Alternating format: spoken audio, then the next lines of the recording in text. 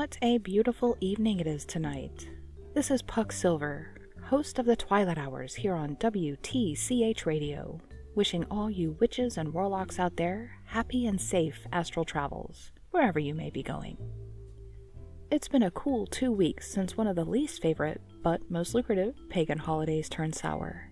And chances are you've either raked in the dough selling potions to mortals, or spent far too much on transmutation spells that never last nearly as long as you want them to. But who's to say you can't find love without magic? Humans do it all the time. Whether you're into men, women, satyrs, or demons, don't we all deserve to be happy? Well, if you're tuning in now, I've got some good news for you. Old Puck has a few tips and tricks to help you find that special someone. No scrying necessary. Tip number 1, no magic. I know you're used to it. I know it's a part of you. And yes, Willow, you can get someone to talk to you without conjuring the forest spirits for aid. When you're looking for a partner, magic is like sex. It's better to wait and get to know all the other layers first. Tip number 2, potions count as magic.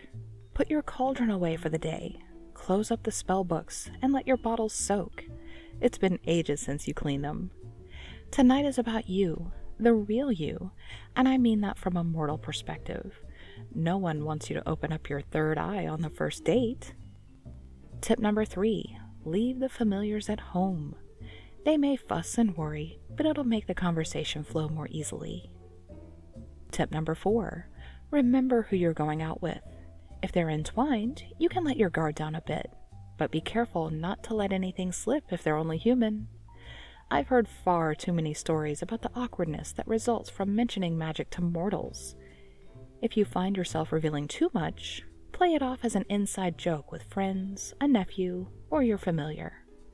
Remember to pretend they're just like any other pet. Tip number 5, necromancers will tend to make puns. Do not encourage them. They're used to dead audiences. If you snicker at anything, you won't be able to stop them. Tip number 6, walk. It can be romantic when the moon's out, and let's face it, you could use the exercise. That means no broom. Remember tip number 1. Tip number 7, if all else fails, go back to your roots. Lure them to the woods and carefully carve out their heart. Who needs a lover when you can catch yourself a werepuppy or hellhound? That's all for Puck Silver tonight. I'm off to make a sacrifice for our lucky winner from this morning. From all of us here at WTCH Radio, good night and good hunting.